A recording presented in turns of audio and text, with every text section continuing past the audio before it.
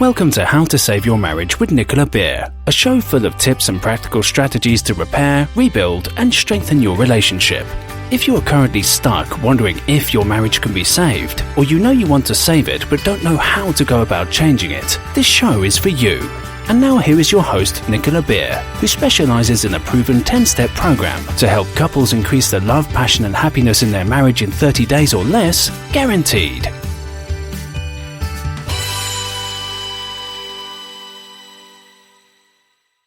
I want to tell you a little bit about our call today, which is the second part of a series that we are having at the moment. The series is called Dealing with the Marriage Crisis, Finding Your Way Back to Happiness, Finding Your Way Back to Happiness.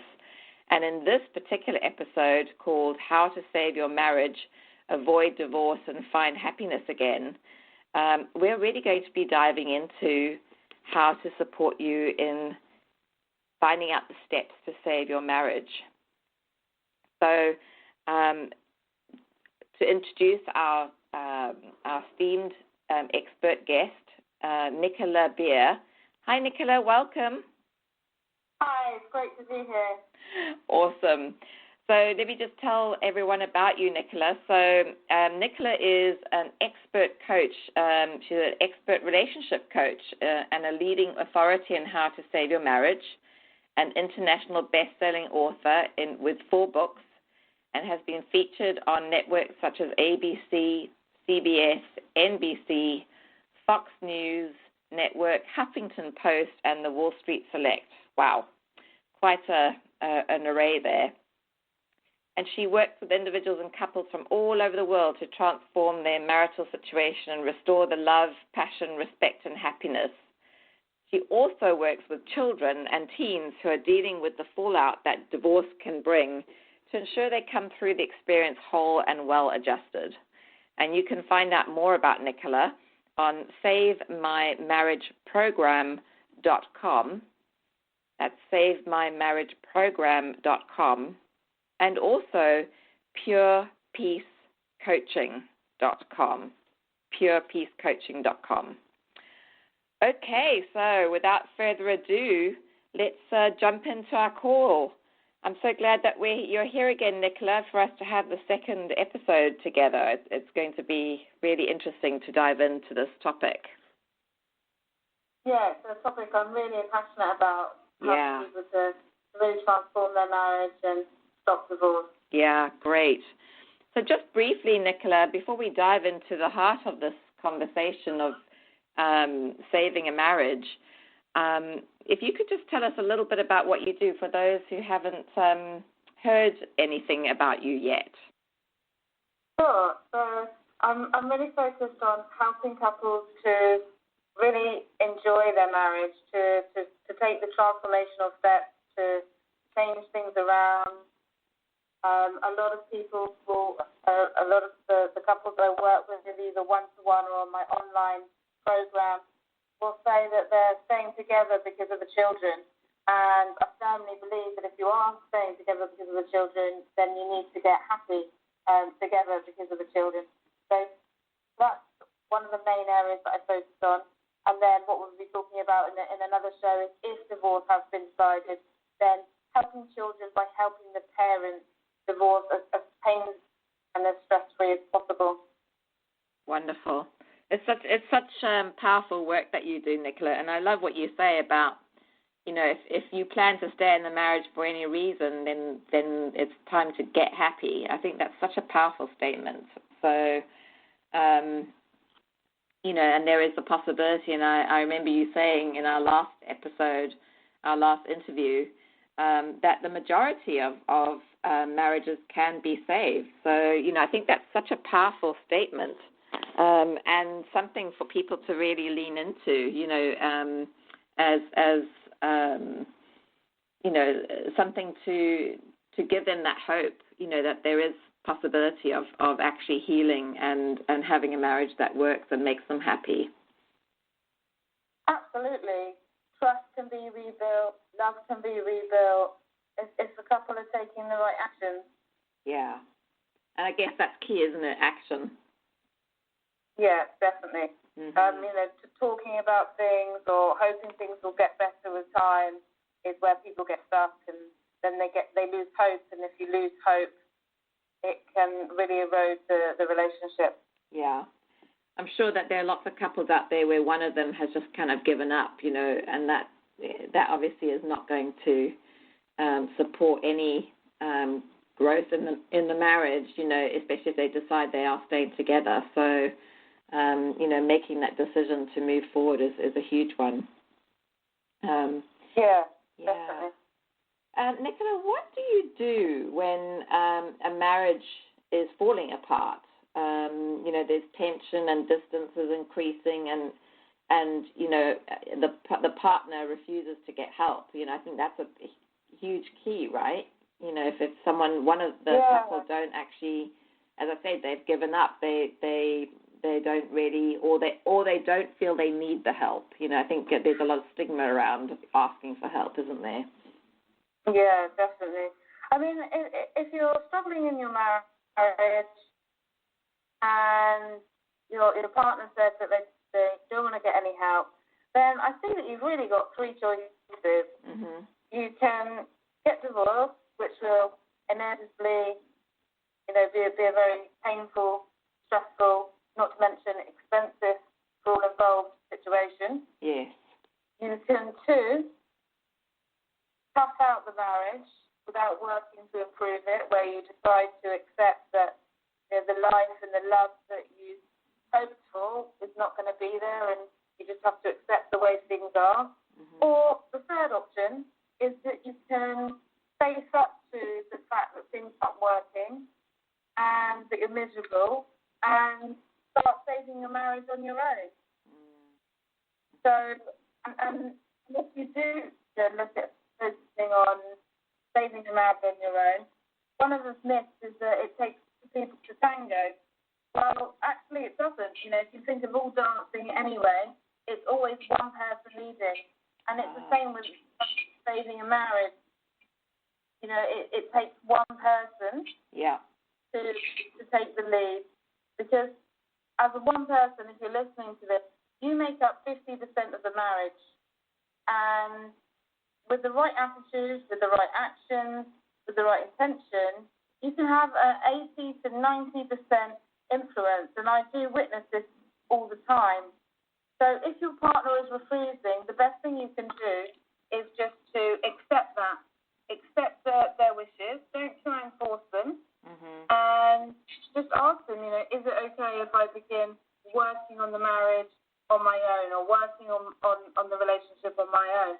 And most husbands or wives I've found is their partner has said yes. And then they admire their partner. They admire their partner for, wow, they're actually care enough about me, care enough about the relationship, that they decided to work on it. And when you bring more happiness into the relationship, when you suggest new activities, when you're less resentful, more communicative, more giving, it's impossible for someone around you not to change. Yeah, that's so powerful, Nicola. Because I think so many people feel like if they're on their own trying to save the marriage, then it's not worth it. I think what you've shared in this particular instance is probably gives people a lot of hope. And I guess, the question is, can they believe it? Do you have any sort of examples or situations that you can speak to where that has happened? Yeah, so actually, which I was surprised even myself when I created the online program, that 40 to 50% of the people actually joined on their own. Wow. I was working with a lady called Rita, mm-hmm. and she was unsure, do I wait or do I join the program? And they were suffering. They just had no communication for 2 years, and obviously no intimacy. And all their communication was about the finances, it was about the children, logistics, who's picking up who, but there was just no connection at all. Yeah. And so she started on the program, and she started learning, okay, what she needed in the relationship and working out what her partner needed, and started realizing how to create a warmness from him, because he was very cold. So she started doing things that he liked, and in this case it was picking up his dry cleaning and making his favourite meal, just small things like that. And he just completely started to shift. Wow. And then they started to communicate more. And then literally after about, I think it was about in the 4th week, he wanted to join the program with her. He wanted to do it as well. And, she was able to really see a shift in him, whereas before he said that he doesn't believe in marriage counselling. Yeah. When I hear that, I do think, well, in some ways I don't blame them. If the traditional marriage counselling that you're talking about is two people coming together, talking about their problems, often that makes things worse. It's, to some couples, because yes, you're communicating, but you're communicating in a negative way. You're bringing everything up, and that's why we stop talking in the first place. Most couples that say they haven't communicated and communication is shut down is because the communication they have had has been arguing. And so definitely see why a lot of men and a lot of women will think, well, maybe it doesn't work. But if you have actions, and you're going to be doing more than talking, you're going to be showing love through actions, then it can make a huge difference. And also, just bearing in mind that even if you can't make someone change ever. Yeah. I mean, and if you do, then it's going to be very short-lived, because we only change things about ourselves and in our lives if we want to.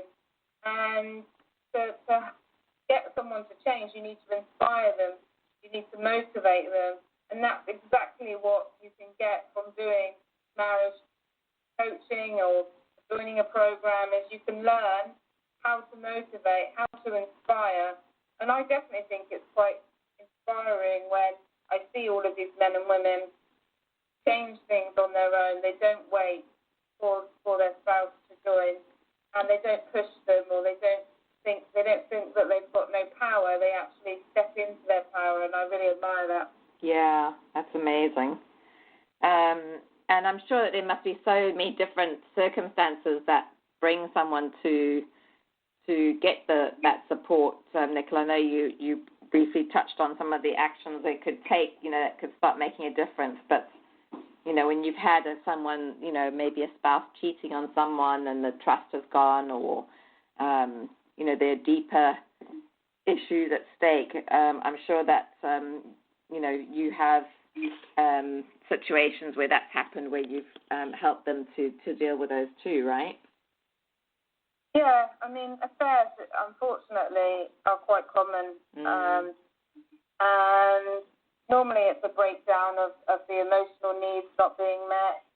Sometimes it's because they're looking to take revenge.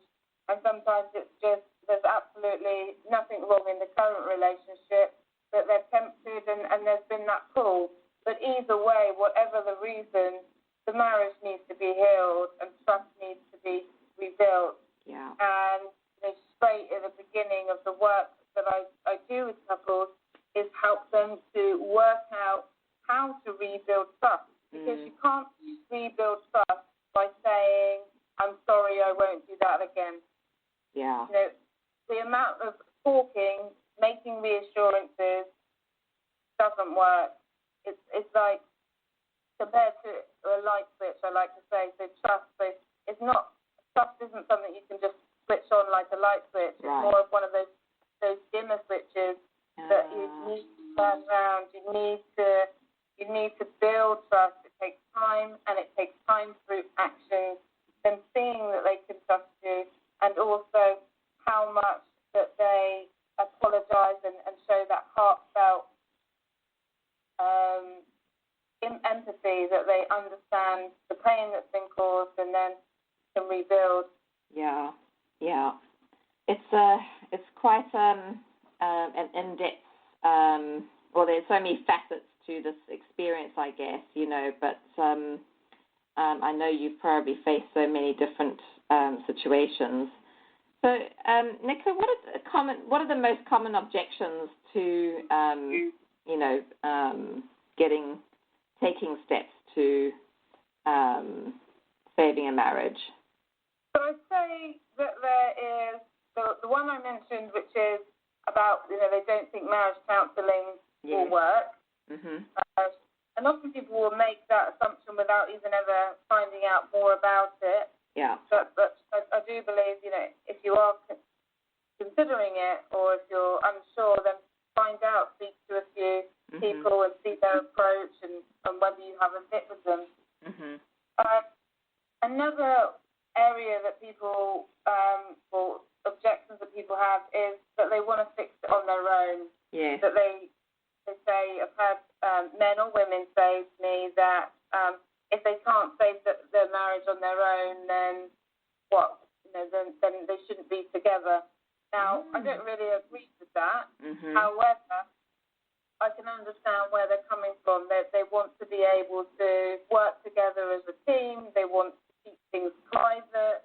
They don't want to share their what they're going through. And so for couples like that, it doesn't mean that you can't have help. I mean, that's why I created the online program, because you don't actually have to ever talk to me as an expert if you don't want to. There's that ongoing weekly support. But if you have questions and you really want to keep everything anonymous or private, then you can submit your questions by email or by chat, and then I will answer all the questions, and then you can tape the audios every single week, step by step, and save your marriage on your own. That's really interesting, Nicola, because I'm sure that there's a lot of issues around people wanting to reach out to get support because of the whole privacy issue, and especially because it probably touches on a lot of intimate details of their marriage that they don't really want to share with someone else. And you've provided a way for them to get that support in a very safe way. So that's really fantastic. Yeah, it's been actually very popular, especially in certain cultures where it's just you just don't ever talk about your private matters. And I think it's a good way for people to get some guidance. Yeah. And make sure that they can get the happiness, the closeness that they deserve. Yeah. And you're in Dubai, Nicola, so I'm assuming, when you say other cultures, you've had that experience with the Arab culture over there. I hate to say that without knowing that I'm saying the right way, but perhaps you can elaborate a little bit more. Yeah, that's perfect. That's exactly it, the Arab culture. So the Arab culture traditionally is you keep your private matters private. You don't talk about any problems. Everything's kept in, and I think that has a lot of strain on people because they feel that they have to solve everything on their own, and that can be quite difficult because if we go into our minds and we stay stuck in our minds rather than doing any actions, it can cause us stress. It can cause us sleeping problems. It's a lot to take on if you're having problems not to be able to talk to anyone. Yeah. Or have any kind of support. And I'm sure that, there are other nuances as well from, if you come from a culture where there's a real dominance from the male perspective, how do you shift or create influence in that kind of situation? And, it sounds to me from the work that you've done, Nicola, that you actually have really helped couples, even with that aspect of the culture. Yeah. There's lots of different cultural aspects that we can work with. So yeah, fascinating. What other objections come up? I think sometimes people don't have the the time, or they say they don't really have the investment, the finances to work one-on-one with someone. Mm-hmm. And again, or they work very long hours, they're having time to meet with a marriage expert is difficult. And again, that's why I created the online program so that people could just log in whenever they want. And what is another objection that I get a lot here is that where couples, one is in, say, Dubai, and the other one is in the UK, or one is living in Saudi Arabia, and the other one is living in the US. Mm-hmm. And Wow. they cannot go to marriage counselling in the same office at the same time. Wow. It amazes me that people have relationships like that where they're living in different countries. Yes, well, it's normally driven by work. Yeah. So if you can't get a good job or in your home country, then often one will stay as an expat, and normally it's the wife. The wife will go home and be in the home country. And it's also sometimes schooling choices. Where is the best schools for the children? Yeah. Yeah, I work with a lot of long-distance marriages. Wow, interesting. Okay, great. Are there any examples of someone who's actually given you some feedback around some of the work that you've done with them that you want to share?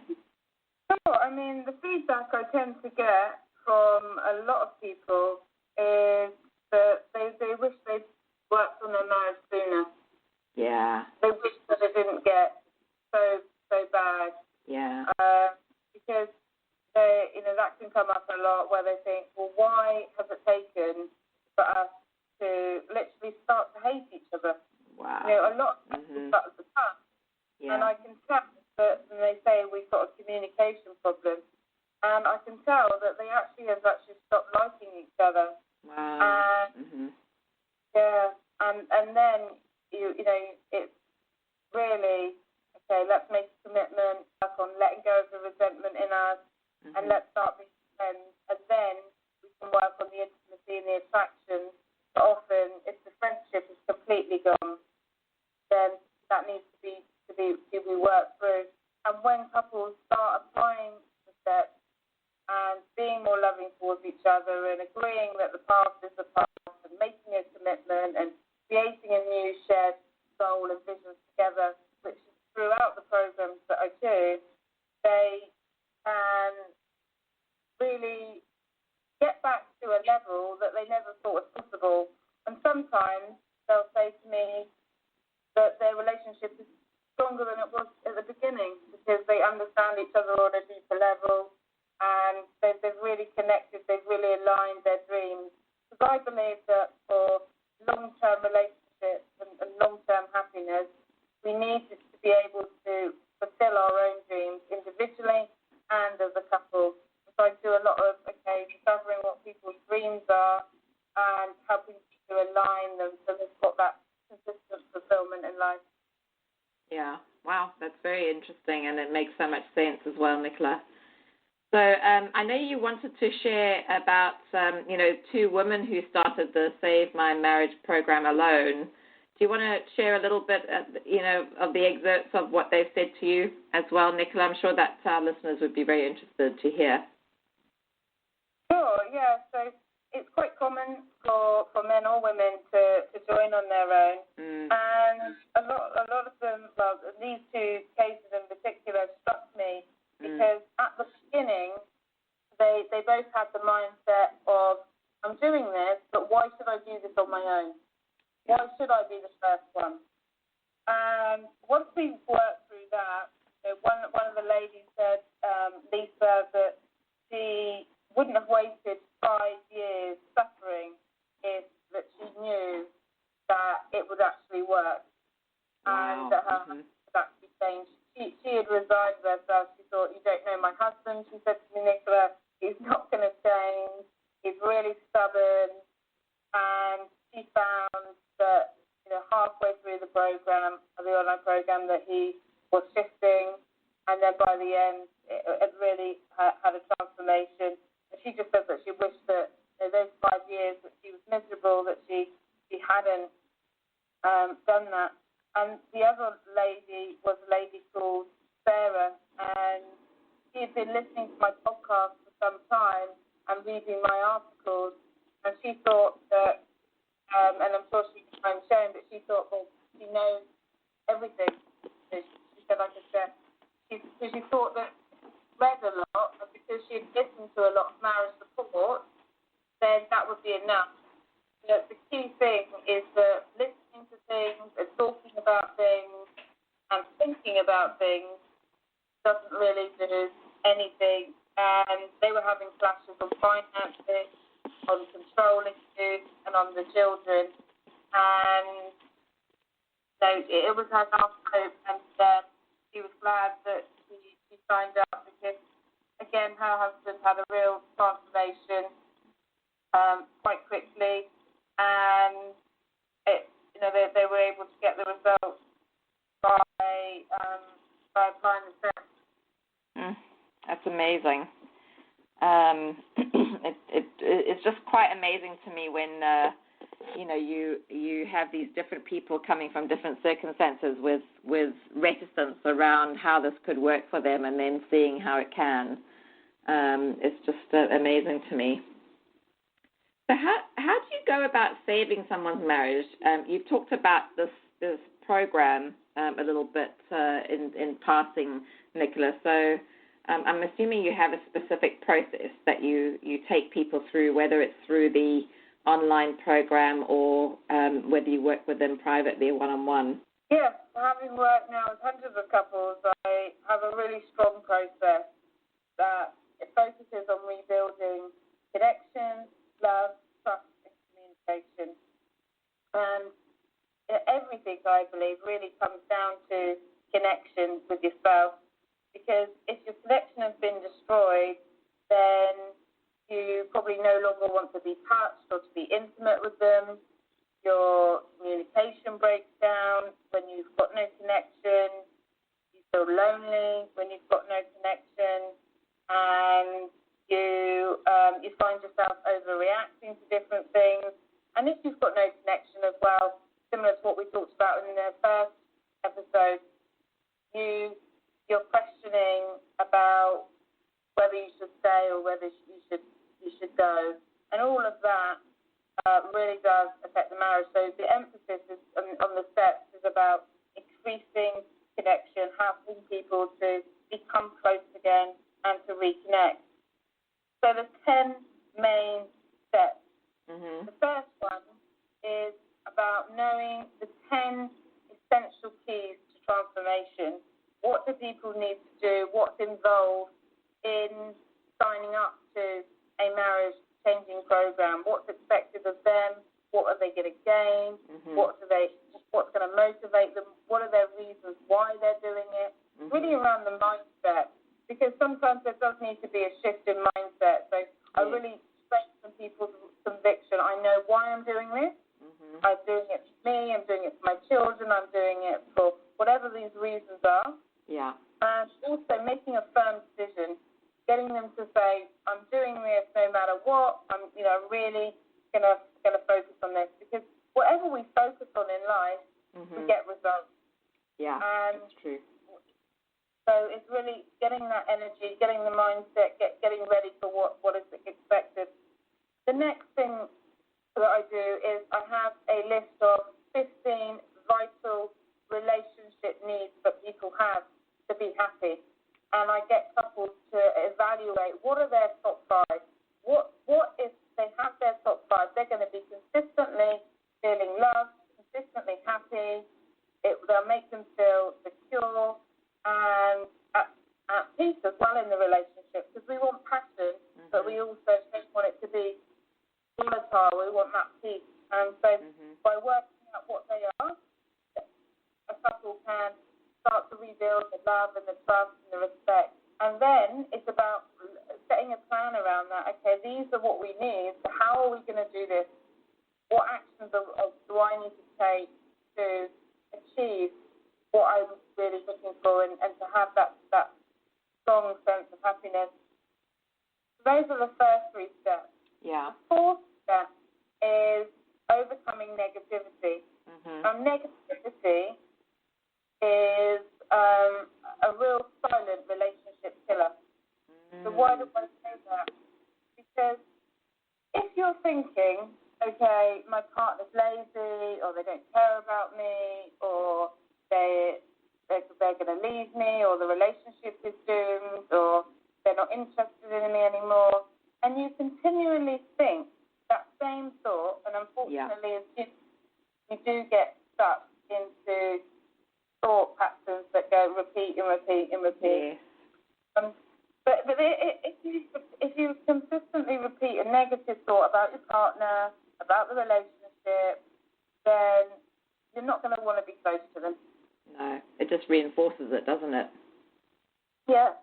So any actions you're doing to be loving aren't really going to they're going to be difficult to do, or you're going to do them, but then you're going to do something in complete opposite to what you've just done because you've got this negativity going on. Mhm. Yeah, it makes a lot of sense, Nicola. In fact, my husband and I have even had those conversations ourselves, and luckily we have a certain level of awareness when we know that we're doing it, or one of us knows that the other's doing it, and then the request to shift that thought process, helps to focus on more of the positive things and get out of that negative cycle. And it's interesting how we've noticed that with each other on the odd occasion. So, and I'm sure every couple has that experience. So I know how powerful that can be. And just to really draw attention to how you're being negative, I think is really powerful, Nicola. So important part of the program, yeah. I'm sure. Yeah, and just giving people the tools to actually change that. Yes. So the most common one is they're controlling, right? Or they're selfish. Those are the two most common. And if you've got that on, then anything your partner does that might be slightly, not for you, or they start to relate it. And so, giving people the power to say, well, you can switch this. And what else can you think instead? Well, you can think that they have a right to mention when they're upset, or they have a right to put themselves first on occasions, or whatever it is, and there's ways to change that. So, yeah, that can make a huge difference, just that one step on its own. Yeah. Wow, amazing. What are the other steps that we've got to number 4, which is overcoming negativity? What other steps are there? So there's reconnecting with yourself. Often people can lose themselves in a marriage. They don't know what's most important to them, or they become this angry or bitter person that they're not really. Mm-hmm. And so ask them to connect with what they need, what they want in their lives, in who they are as a partner, what's important to them to be as a husband or a wife, what's important to them to be as a father or a mother, and as a person. And we do that because of step 6. Step 6 is letting go of resentment and past hurt. This is probably a powerful step. Yeah. Because resentment is a form of anger, and it's unhealthy for us to keep it in us, and it damages the relationship. Yeah, absolutely. And going back to step 5, Nicola, being the connection with knowing yourself, and who you really are. I think that's really powerful as well, just from the point of view of reconnecting with who you are, because I think a lot of people feel that as they, when a marriage is struggling and they've lost that sense of themselves. And, the other thing I wanted to mention about that is that, I'm assuming that also, knowing who you are and being able to stand firmly in that is actually what your partner probably fell in love with to begin with. Absolutely. It's so important. Yeah. And so many people, when I speak to them, they really don't know who they are, or they don't know, they're not acting in the way that they used to act. They're not acting how they used to be at the beginning. They've lost themselves somewhere along the way. Yeah. Very interesting. Okay, so we've got 5, which is connection with self, 6, which is overcoming resentment and past hurt. What is the next one? So 7 is understanding the key to solving most problems. And a lot of relationship differences happen because of the fear-shame dynamic. So I don't want to get into too much detail, so I don't want to overwhelm people. But really, just I give a tool to understand what drives most arguments. But normally it's a fear of not enough money, fear of insecurity in the relationship, fear of being shamed, fear of failure, and helping couples to realise, okay, rather than arguing and fighting through when someone is acting out or causing an argument or something in a relationship, to actually recognise, okay, this is fear, and soothing each other and calming each other, and going from a place of love and compassion rather than reacting to it and letting things escalate. Interesting. I love that, Nicola. Because there's always something underneath that's driving the behavior, right? Yeah. Yeah, that makes sense. Okay. So what's the next one? So number 8, this is looking at what successful couples do, how successful couples communicate. So there's lots of different things within this, not being defensive and the policy of joint agreement, and generally having studied what makes marriages work, interviewing lots of people that have been married for 30, even 40 years, what are their communication success secrets, and giving these and sharing these with people in the program. And then number 9 is reviving physical intimacy. Often intimacy breaks down, and that's natural if connection has broken down, if communication has broken down. Well, it's obvious that you're not really going to be intimate. But some couples worry that actually, can they get it back, and how can it be done naturally? Now, I do not believe that there is one way. So, to help heal in this area, I've studied lots of different experts. 4 main ones that I really respect, and I think their approach to this is beneficial. It works for a lot of the clients that I work with. So in the program, I'll say, okay, these are 4 different ways, and couples to then discuss it and to choose what way they can choose to revive their intimacy. Oh, very good. That's awesome. And I like the fact that there's not a one-size-fits-all sort of focus there, because every situation is different, right? Yeah, absolutely. Especially when it comes to something as personal as that. Yeah. Wow. That's really great. And 10, what's the 10th step? So 10 is one of my favourites. And if you're struggling in your relationship, it's often because we lack a shared reason for being together, or we've lost sight of why we're together, we've lost sight of things to look forward to in the future. So step 10 is creating a shared meaning, purpose, and some shared goals of why it's important for you to be together and what you've got to look forward to. So making and creating a shared vision is what step 10 is all about. Yeah, beautiful. Love that. It's interesting because a lot of coaching programs start with that, but it makes sense that you would end with that in this particular case, Nicola, because you're not going to be ready to look at that in the beginning. You got work to do before that. Definitely. Yeah. Because that's why all the steps, they build on each other. Yes, that makes a lot of sense.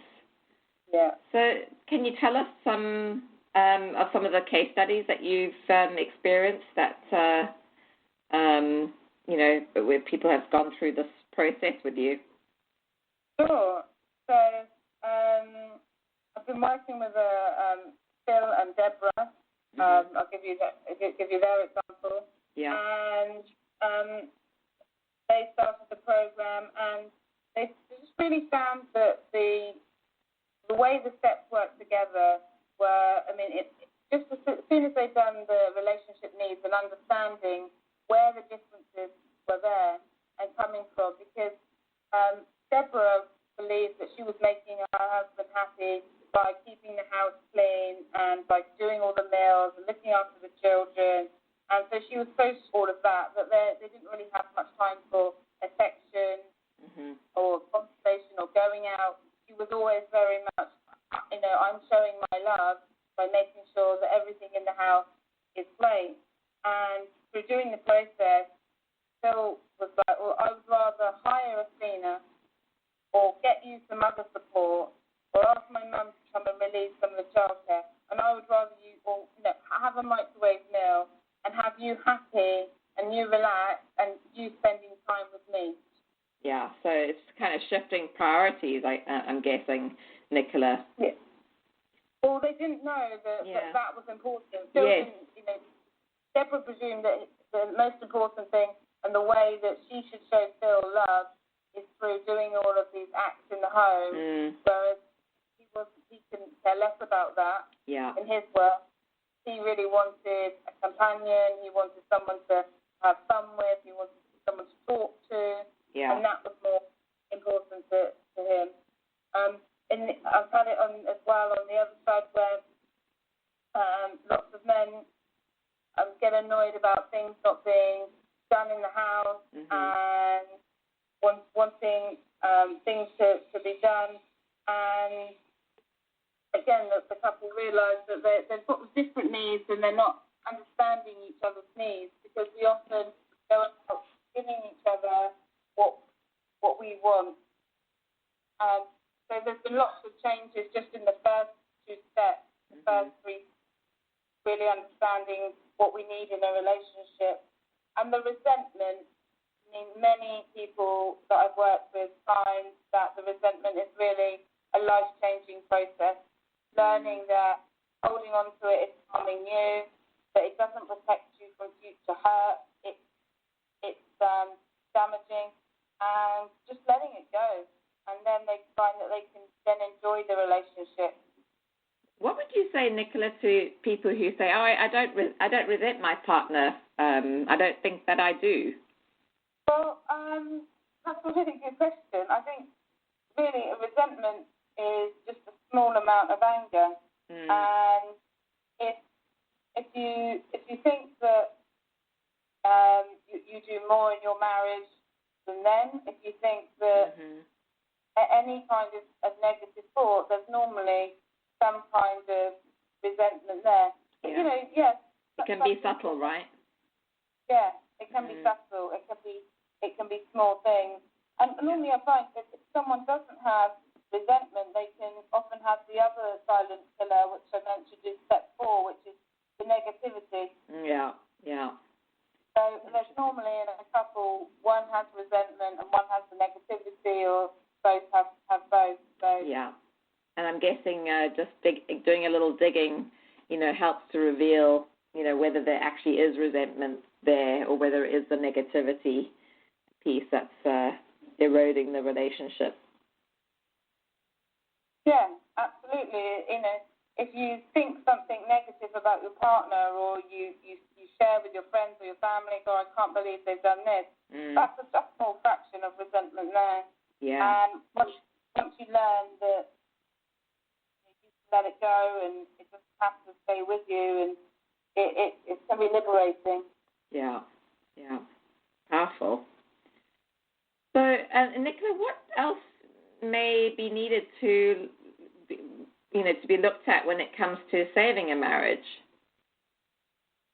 So these steps are really powerful for creating love and letting go individually of anything that is impacting the relationship. The other things that really can come up and are love destroyers, and there's 3 main ones that come up time and time again that I'm going to mention here because they're so key, and they need to be addressed in their own right. And there are 3 A's. So you have anger. If anger isn't expressed appropriately, if someone has kind of a reaction where they are, they just react. They just overreact. They explode, and that definitely affects marriage and destroys love. And patterns like that normally start from childhood. And steps are often needed to change those patterns if anger does escalate. The good thing is that it can be changed.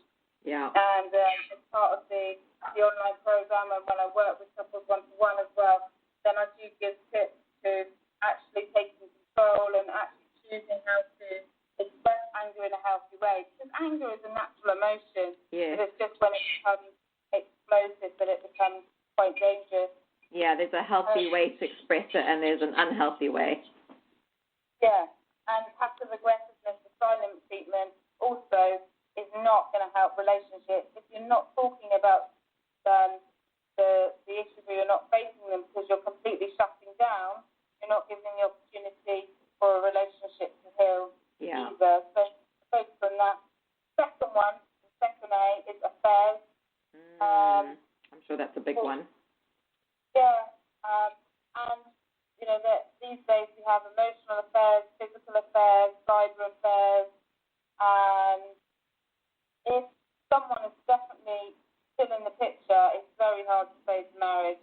Sometimes I will have couples come to me to save the marriage, and one person is still in touch with someone else, and that can be a challenge. So again, as one of the bonuses, I really make sure that there's some tips there on how to recover from an affair, what the recovery cycle looks like, the timeline looks like. It's one of the most common questions is how long will it take us to feel, to repair the relationship, or how long will it take me to feel better again and trust again, and how to affair-proof the marriage.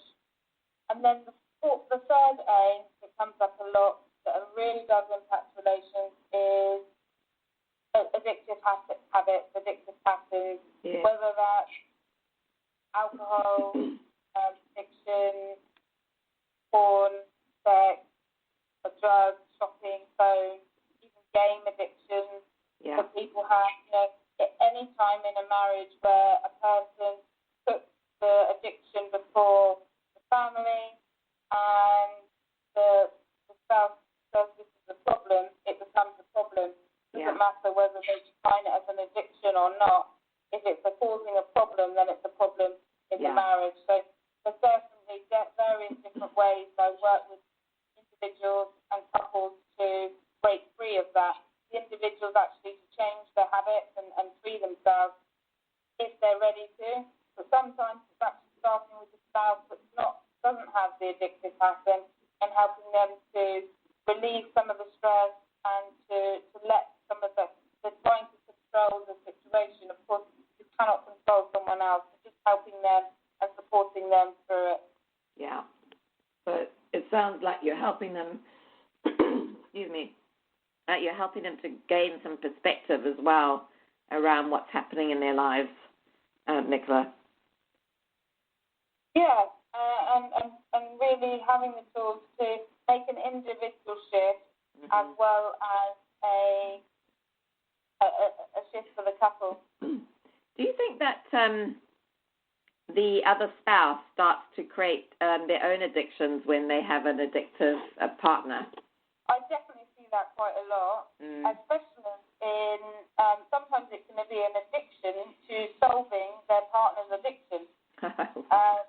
The rescuing piece. The rescuing codependency, where they become so obsessed trying to control the other person and what they're doing that their life becomes revolving around trying to help their partner, but it ends up not helping the partner. Yeah.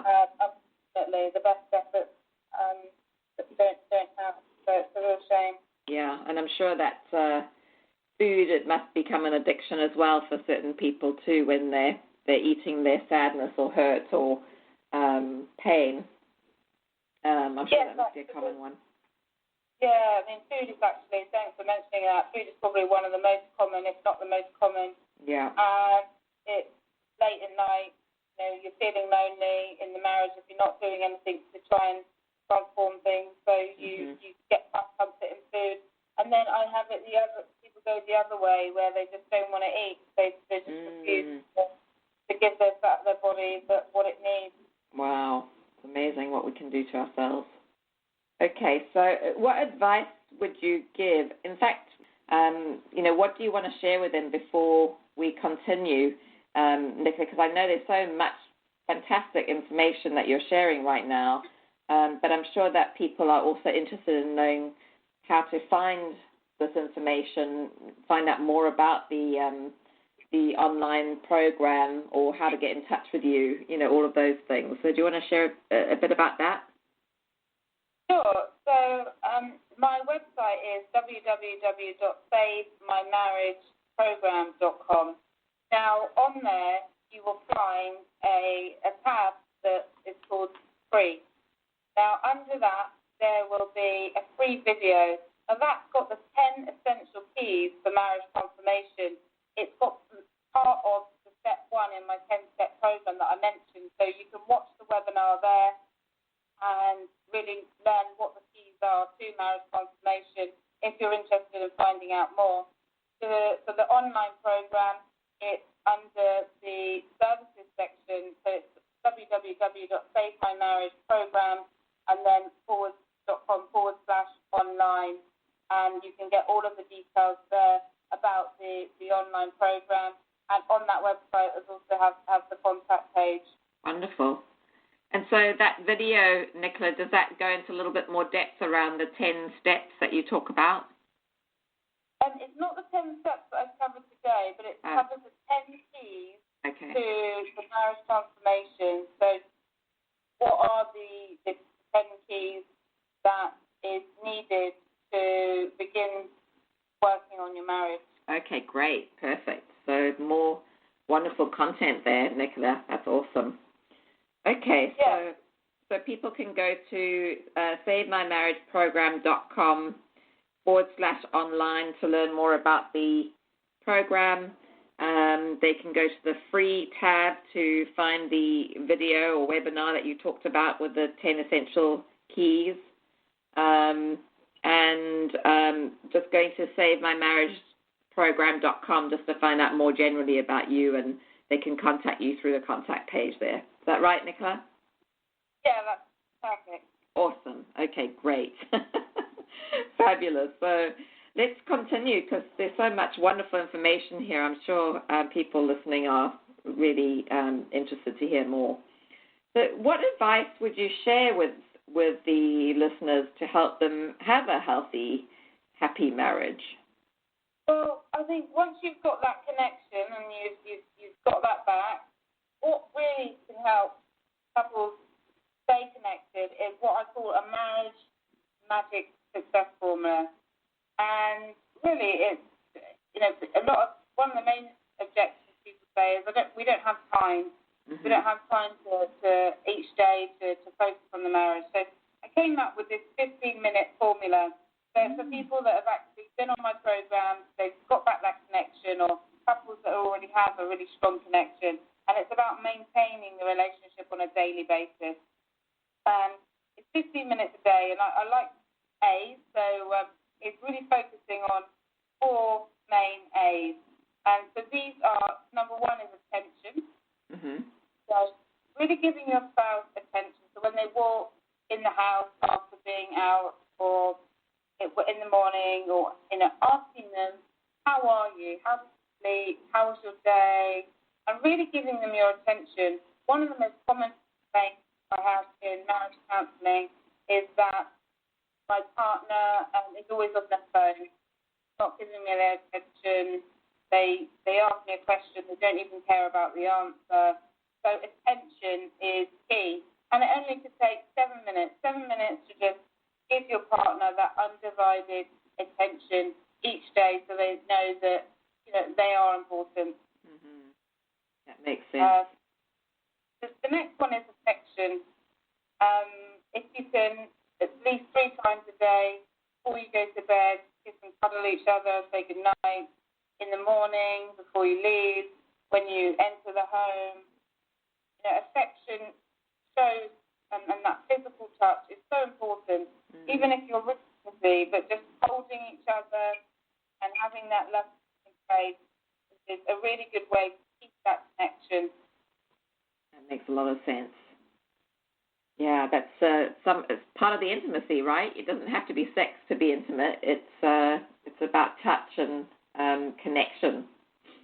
Yeah, and we like that. So, and then the next day is appreciation.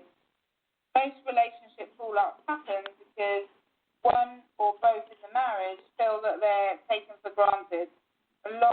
I hear complaints a lot that I don't feel appreciated, I don't feel valued. Expressing appreciation and being specific about it, not saying, oh, thanks, or, what you really need to do is make it specific so it's much more meaningful. Like, I really appreciate it that you've done this, or I really love it when you do this, or I really admire the way you're looking tonight. So, a real heartfelt appreciation goes such a long way. And we learn when we're looking after children that you give 4 positive things and then 1 negative. And a lot of parenting experts will say that, well, it's the same for adult relationships as well. Yeah. We need positive reinforcement. We need to hear that we're loved, we're admired, we're appreciated, we're valued. Because if not, we can become frustrated. Yeah, that makes a lot of sense. Okay. And the last A is admiration. We all love to be admired, and we all want to be around people that admire us. Mm-hmm. So when you admire your spouse, you're giving them that gift of feeling good, and they're going to want to be around you. And if they reciprocate to you, you're going to want to be around them.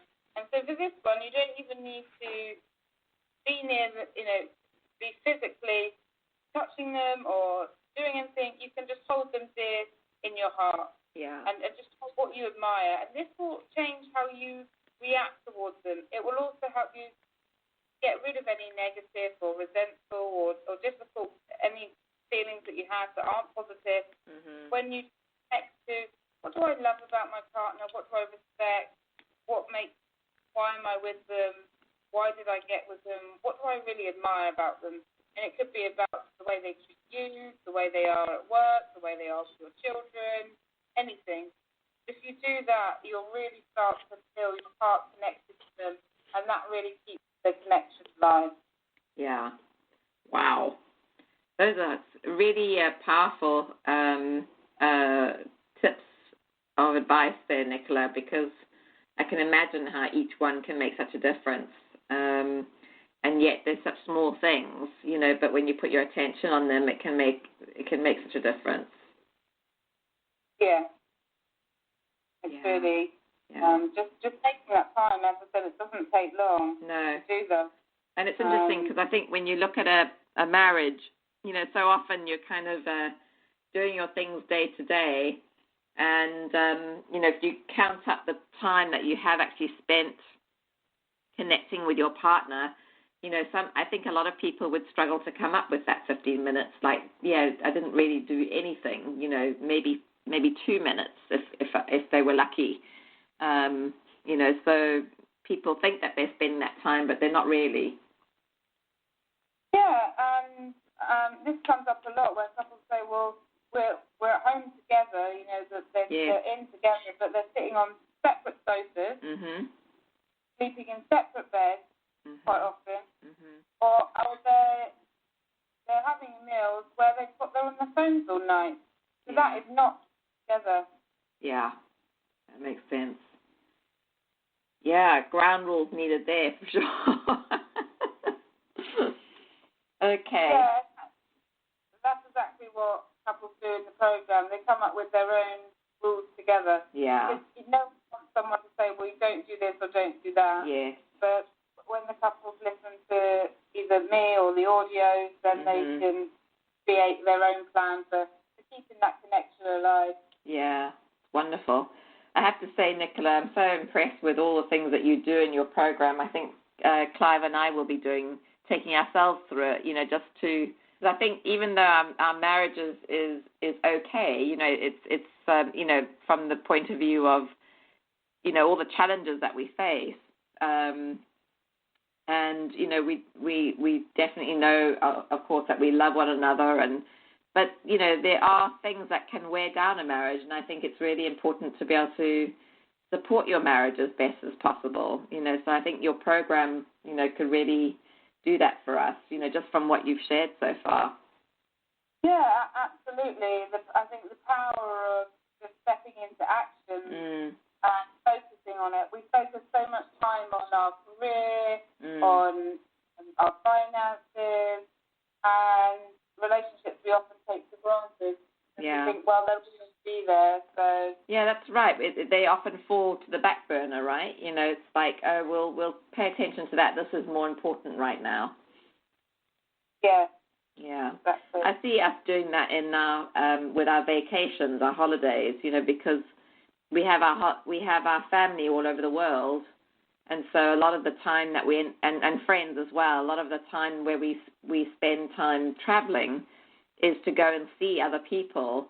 But we actually end up neglecting having those special holiday times, just the two of us, and really focusing on one another. So that's just an example I can think of for us, how that can sort of creep in, Yeah, and that's quite common. Really, it's the best thing to do is try and make the relationship the priority. What do you two need first? Yeah. And then what do the family need? Yeah, exactly. Wow, awesome. Anything else you want to share, in regards to the 4 A's? No, I think just making them a habit, really. Yeah. Okay, that's great. Okay. So is there anything specific you would like to invite our listeners to do, or have we've done that already, haven't we, with the 10 Essential Keys to Marriage Transformation video that you mentioned? I see here in my notes, Nicola, that you have it as SaveMyMarriageProgram.com/video. Is that right, or is it online?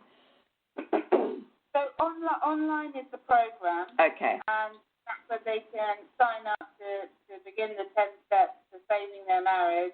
And if they wanted a bit more information on one of the steps, or if they also wanted to get the 10 essential keys to transformation, then they can get the video. It's free, and that's available at the /video. Great. Okay. So is there, I think in wrapping up, Nicola, is there some pearl of wisdom that you'd like to leave the listeners with on this particular topic today? Really, it's just if you are in a situation where you're not happy and your spouse has said that they don't want to do counselling, or they're not sure about it, it's just not to wait and put your own happiness on hold. Yeah. Because you can really make up 50%, you do make up 50% of the relationship, and with the right actions, you can have a big influence, and it's not leaving your happiness to fate, because nothing feels worse than feeling stuck. Yeah. And having helped lots of people get out of depression, I think the main difference between depression and having a lot of problems is, unfortunately, the person that's depressed feels that there's no way out. Yeah. That's what you need to do. You need to create steps to get a way out. Yeah. And so if you're feeling stuck in marriage, if you're stuck in that uncertainty, or you're feeling down about it, then don't allow yourself to stay in it any longer. Start getting help for you. And I'm surprised even myself at how many people follow their spouse when their spouse takes action. When their spouse says, our marriage is important to me, my family is important to me, I'm going to start doing this. And it really can transform the relationship around. And the only thing they need to bear in mind or to deal with is that voice that says, why should I? Why should it be me? But if you can master that and if you can let go of that, the results can be amazing. Yeah. Wow. Fantastic. It's really powerful, this, Nicola. I'm so glad that we had this conversation today and that we've been able to cover all these different things, and I'm hoping that those who are listening are also really taking lots of value away from this and checking out the things that you've shared on your website. So thank you so much for this conversation today. I really enjoyed it, and I just want to let everyone know that this is the second episode in a series of 3. So our third episode, which is called How to Protect Your Children Through Divorce and Overcome Co-Parenting Challenges. So even if you're not getting divorced, just knowing how to support your children, through your difficulties in your marriage can also be something I think you'll touch on as well, Nicola, won't you? So, but also to, how to support children when you are going through divorce. You've made that decision that that's the right course of action. I think that's going to be a really interesting episode as well. And I know, Nicola, that you're very passionate about making sure that children come through, the experience of their parents' divorce still feeling whole and well-adjusted and, can go on to lead productive lives and have, productive relationships themselves. And I know you can relate to that from your own experiences for sure. Yes, definitely. And I'm really looking forward to, supporting anyone that's contemplating or going through a divorce or coming out of divorce, if they have children, to help themselves. Part of it is focusing on making them feel strong and cope with the roller coaster of emotions that divorce brings. Yeah. And then things they can do to help the children. Wonderful, wonderful. All right, so thank you everyone for listening, and thank you, Nicola, for being here, and ciao for now. Thank you for listening to How to Save Your Marriage with Nicola Beer. To book your free Save My Marriage consultation, please visit www.savemymarriageprogram.com/consult. And if you've enjoyed this episode, Nicola would really appreciate it if you could leave a rating and review on whatever app you're listening through, so the show stays visible, allowing more people to get the support they need to increase their love, passion, and happiness.